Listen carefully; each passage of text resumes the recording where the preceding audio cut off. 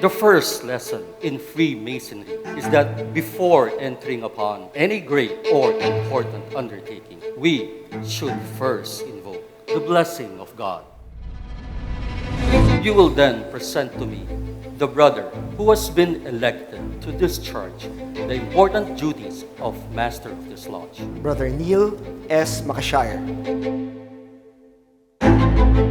who has been elected by this lodge to be its master for the ensuing Masonic year.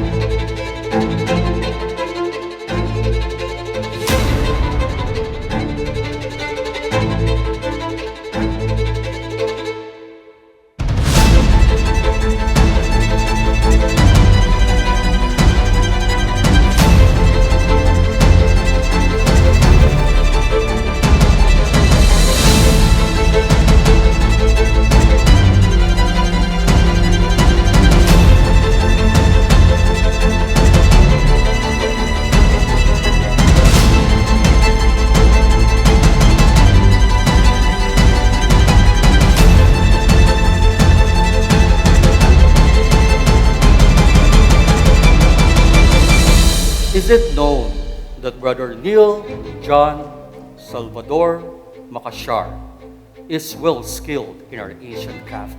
Is he zealous in his regard for the interests of our order? And is he duly qualified to discharge the special duties of the Master's Chair? It is well known that he is all this, very worshipful installing officer. This certificate, vouching for his proficiency in the ritual of our order, is evidence that he is well skilled in our ancient craft. I find him to be of good morals, true and trusty, and as he is a lover of the fraternity, I doubt not that he will discharge his duties with fidelity and with honor. Worshipful Sir, the brethren of this lodge reposing confidence in your integrity, in your zealous regard for the interests of Masonry, and your ability to discharge the special duties of the Master's Chair, have chosen you to occupy this honorable position. Do you submit to these charges and promise to support these regulations as all masters have done in all ages before you? I do. I call my brothers here at Mencius Lodge number 93. As I take my seat in the East on this momentous occasion on our Lodge's 101st anniversary, two words resonate deeply within me: tradition and honor. At 101 years old, we are richly endowed with traditions that have sustained us through the test of time. These traditions are not merely relics of the past. They are the lifeblood of our ancient institution, and lodge in particular. Traditions we must continue to nurture, safeguard, teach, and honor.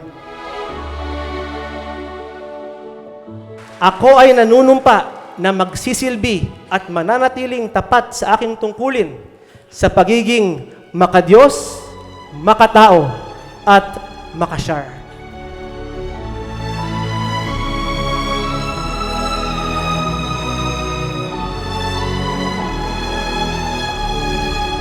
I do solemnly and sincerely vow I do solemnly and sincerely vow that I will maintain, support, and enforce that I will maintain, support, and enforce the Constitution, edicts, the Constitution, edicts, laws, and regulations laws, and regulations of the most worshipful Grand Lodge of the most worshipful Grand Lodge of free and accepted Masons of the Philippines, of free and accepted Masons of the Philippines, and the bylaws of my lodge, and the bylaws of my lodge, and will faithfully perform and will faithfully perform to the best of my ability to the best of my ability all the duties of the office all the duties of the office to which I have been elected.